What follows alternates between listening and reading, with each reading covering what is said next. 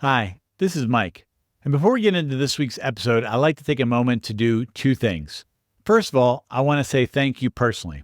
I appreciate you taking the time to click and watch and listen to this week's episode. Hopefully, you're finding the information educational, inspiring, entertaining, valuable in some way or another.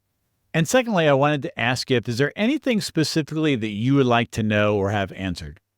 The end of July marks our 1 year anniversary, essentially our 52nd episode. And I like to make that show into a question and answer of sorts.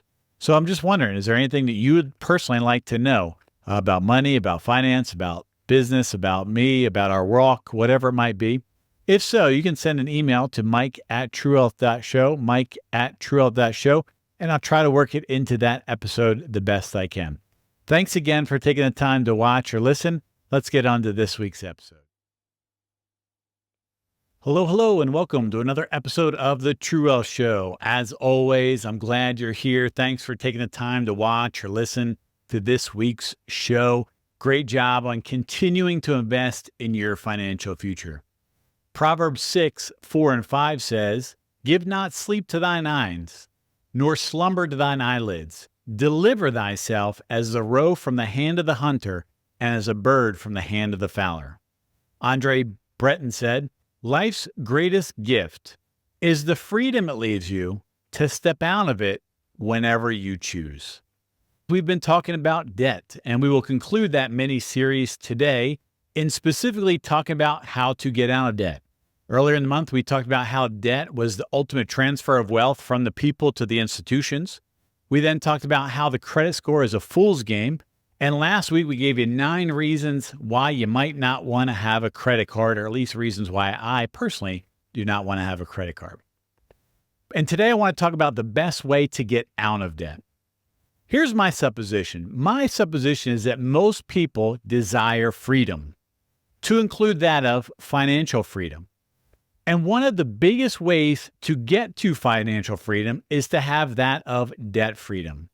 Most people are greatly welcoming to the idea of being debt-free. But the problem is most people don't know how to get out of debt. I know I didn't. We were deep in debt, still going deeper into debt. And I knew I wasn't on the right path, but I didn't know that other paths were available. I didn't know what to do and what not to do and how to go about doing it until I found a systematic, proven way to get out of debt. And that's what I want to teach you today. Essentially, 3 basic steps to getting out of debt.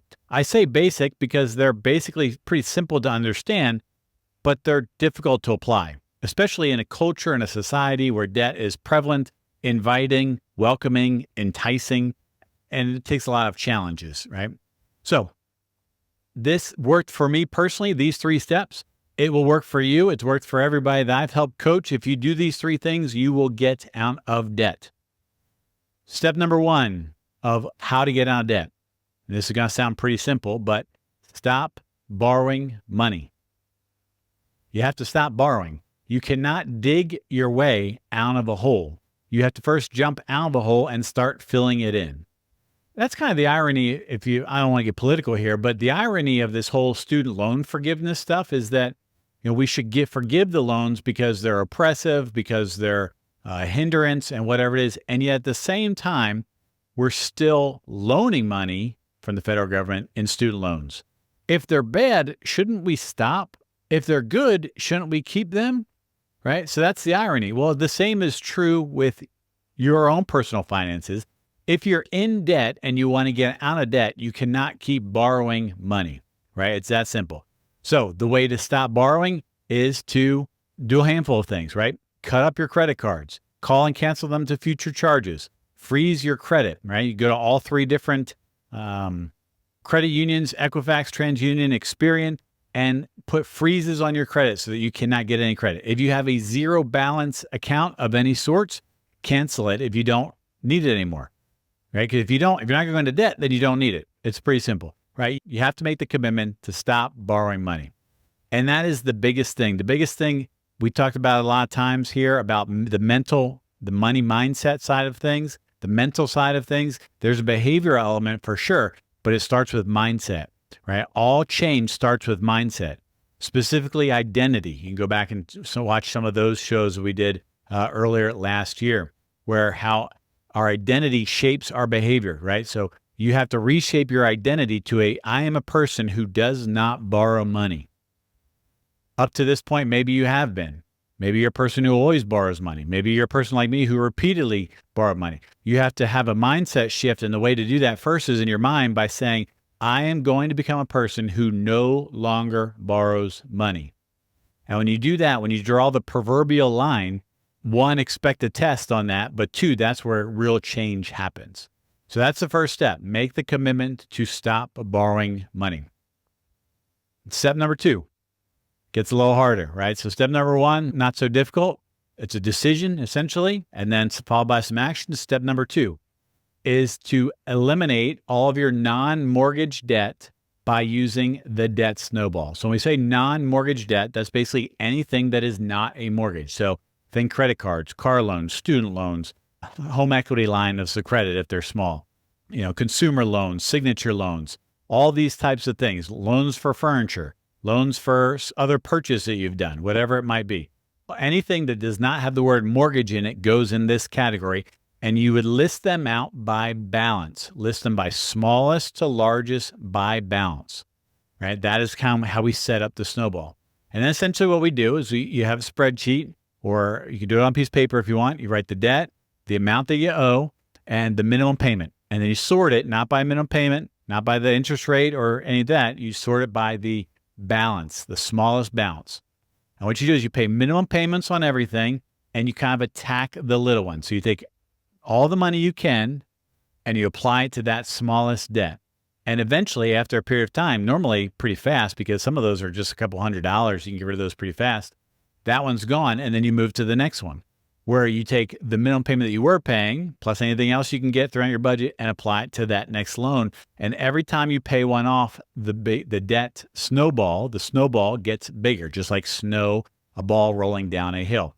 Let's take an example of this and show you how it would work in practice. So to help illustrate this, here's an example of Chris and Jess's debt snowball. So essentially, they have 5 debts. They have a Kohl's card, a medical bill, a Visa payment, MasterCard, and a car loan. So we have listed the balance, smallest, largest, regardless of interest rate. So yes, in this case, the Kohl's card is the highest interest rate, but that's irrelevant, as the medical bill is the second one with a 0% interest rate. Again, that's irrelevant. So we want to list them smallest to largest and associate the minimum payment with each. So here's the minimum payments associated with those specific debts. So after they do their budget for the month, essentially they have $150 left available to throw extra on the debt. So we list them smallest to largest, we pay minimum payments on everything, and we attack the little guy. So our debt snowball payment, we take the extra money that we have from our budget and we throw it on the first one. And so then the balances come down. So we can see the first month we had $250. If we would have only paid our minimum payment, we'd still owe $225. But because we're working a plan of getting out of debt, now the balance has came down to $75 and all the other balances came down.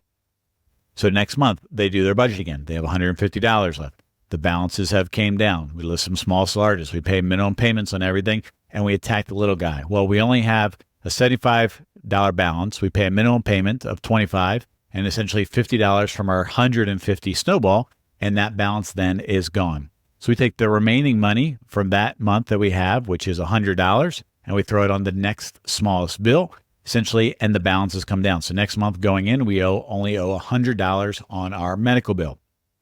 Month 3, we do it again, right? So we list them smallest largest, but now Kohl's is gone. So it's cut up, it's canceled, it's out of here. No more Kohl's card forever and ever. Amen. And the balances have came down. Well, this month now, we have $150 left over from our budget, but we no longer have a Kohl's payment. So that extra $25 we can tack on. So now we actually have $175 to attack debt. Well, our minimum payment's $50 on our medical bill. So we take another $50 and now the medical's gone. So 3 months in, 2 debts are gone, 2 of the 5. All right, so you see how this is starting to work. And we apply the rest of the money onto the next one, our snowball payment. And so we paid $35 minimum plus $125 extra snowball. And again, the balances come down. Month 4, they do their budget. They have $150 left from budgeting. Plus they have the $25 from the Kohl's payment that they no longer have. Plus they have $50 from the medical payment that they no longer have. And so now their debt snowball payment is getting bigger.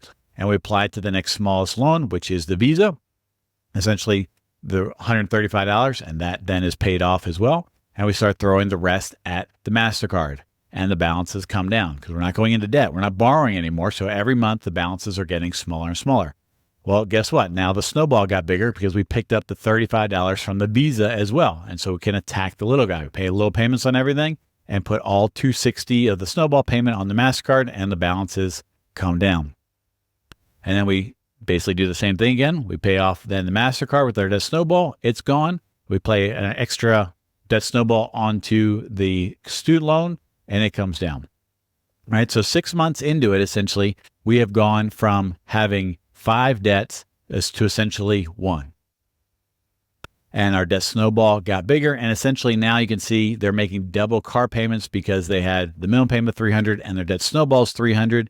So that's $600. And within 3 more months, essentially, that balance will be gone as well. So essentially within 10 months, all of their debts will have been eliminated using the debt snowball approach. So hopefully now you understand how the debt snowball works. And what this really takes advantage of is, again, it's mindset followed by behavior. It takes advantage of the psychological advantages of getting out of debt. So what most people would tell you is to pay the highest interest rates first. And yes, technically, from a math perspective, that would reduce the amount of interest that you're paying as you're getting out of debt. But if we're worried about math and interest, we probably wouldn't have the debt to begin with, because if we're worried about money and interest rates, we probably wouldn't have credit cards and car loans if we're paying all this interest to begin with. So it's a behavioral thing. It wasn't a logical math equation that got you into debt, and it's not going to be a logical math equation that got you out of debt. You got into debt because of mindset, because of behavior choices, because of the choices you made that were mainly emotional, right? So we have to use that same emotions to basically get us out of debt as well. For years and years, I remember when I first heard about Dave Ramsey, this is where I learned it from, he was kind of ridiculed for it. But things have really changed a long way, to even to the point now where it's part of the certified financial planning curriculum. It's taught in the courses associated with that.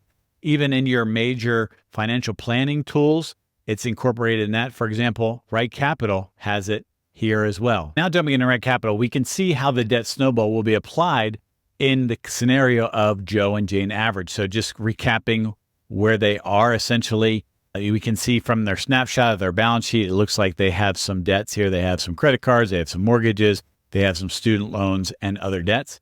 If we go over to the profile blueprint, we can see those in a little bit more detail. We have Joe's student loan of $14,000. They have a joint credit card of $5,000. They have a joint car loan of about $27,000. They have their primary mortgage. Jane has a credit card in her name as well for $2,500. Looking at their current plan, what they're on, essentially, they have a 7% probability of making their assets essentially last. And in fact, we can see the majority of their plans essentially having them run out of money right around 76 years old. So they'll still have their income, Social Security, pensions, and stuff like that. But their assets, their checking account, their 401ks, their investments essentially are depleted at that point based upon the decisions that they have made largely for the last 30 years. Inside of the more debt options, we can see where the debt snowball is applied. So essentially right now, here are their debts. It looks like they'll be in debt for about 21 more years or so. However, this does include their mortgage. So when we're doing baby step 2, where we're eliminating our non-mortgage debt, we're not going to be worried about the mortgage at this point. And we can see now, essentially their debts still pay off in 2041, but it's a lot less. So here's essentially the loans that we're in play with. And we can see the car loan pays off right now in about 5 years. Joe's student loans pays off about 13 years. The Visa pays off very late in 2041. And the Platinum card pays off in about 2036. That is just paying their minimum payments, right? Which is what most people do. Well, instead of doing that, we start to apply we can see here inside of Right Capital, again, there are 2 different approaches. There's the traditional academic one of paying the highest interest first because you pay the least amount of interest, which is true, but it's naive in that it tries to solve a behavioral problem with math, right? So if we were doing math, we wouldn't have the debt to begin with. And we can see just by doing that essentially action, we get out of debt almost 10 years earlier. and we save $5,700 of interest. Changing it to, we use the snowball approach, we can see that essentially we still get off about 10 years earlier from a debt perspective, and the interest really isn't that much. So while it's good in theory in terms of paying the highest interest rate, the math really doesn't just pan out all that much, but you get the behavioral element of, as you just seen in that PowerPoint presentation, of them checking it off. So essentially we can see how the debt snowball really condenses the amount of time that we're in and the amount of interest that we're paying over time. And we get out of debt, essentially in this case, almost 10 years earlier. So what happens is if your highest interest rate is a loan that's maybe like $10,000 to $12,000, and you're only throwing like a couple $100 a month extra at it, it's going to take a long time for that first one to get paid off, and you're gonna lose momentum. But if your first debt is only like $300, $400, $500, and you throw a couple $100 at it a month, it's going to go away like the first month or the second month. And you're like, hey, I had 10 debts, now I have 9. And then you take some more and you throw it at it, and then another one pays off. You're like, I had 10, now I have 8. Like, man, this might work.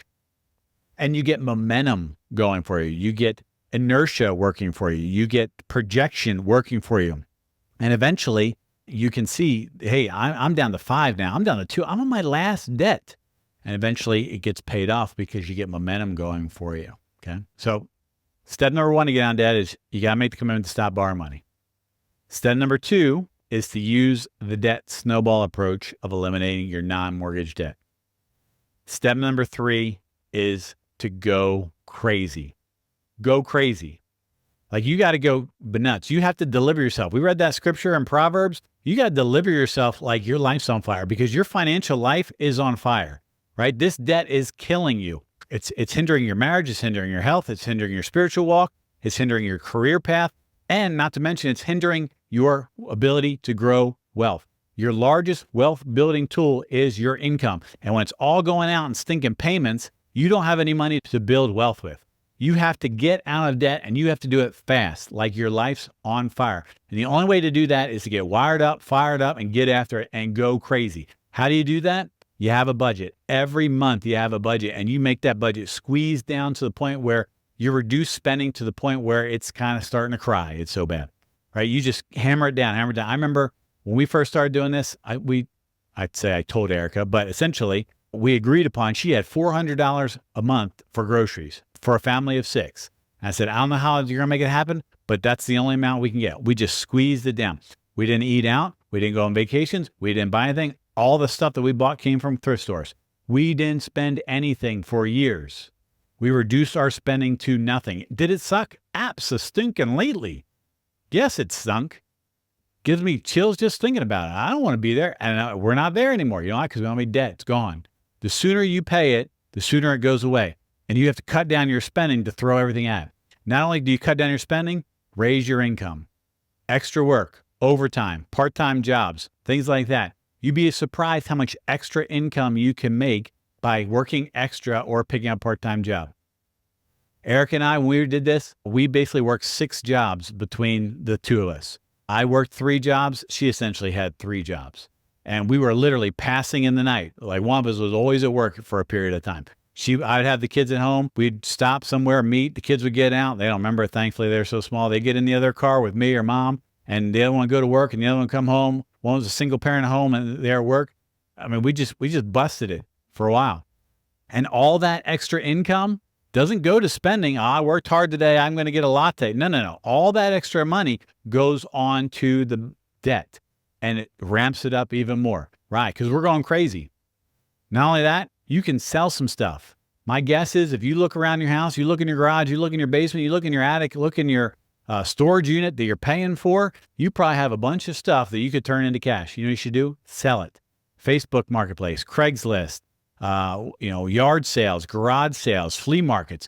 Sell some stuff. Look around and say, do I want that, or do I want the money that can get? Sell some stuff and get rid of it, right? Make it a game, right? All these things, we talked about credit card points and stuff last week and how they gamify it. Turn this into a game. We tried all kinds of things. We had this big debt thermometer at one point where every time, we paid off $1,000, we colored it in. I tried those like Christmas, like wreath things. Every time we paid off some money, we took a wreath off kind of thing, and the wreath gets smaller and smaller, right?